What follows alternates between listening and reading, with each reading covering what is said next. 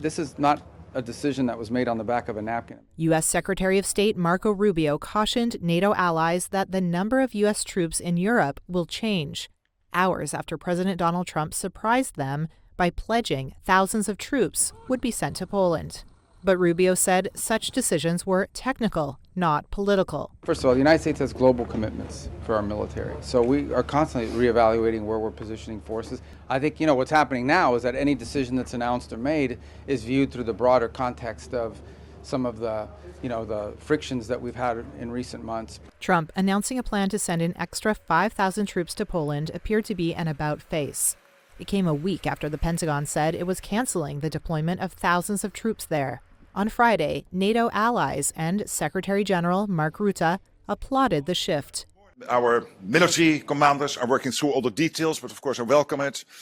But let's be clear, the trajectory we are on, which is a stronger Europe and a stronger NATO, making sure we will, over time, step by step, be less reliant on one ally only, as we have been for so long, which is the United States.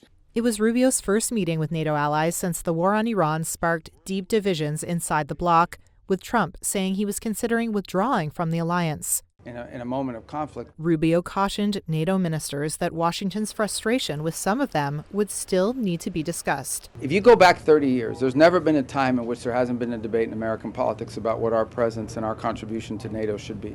And that is always driven by what is the value of NATO to the United States. I understand NATO is valuable to Europe, and it should be.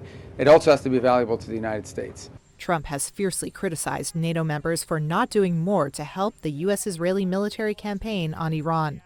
On Friday, Rubio said the U.S. had not asked NATO for help on the Strait of Hormuz, through which a fifth of the world's oil and natural gas moves.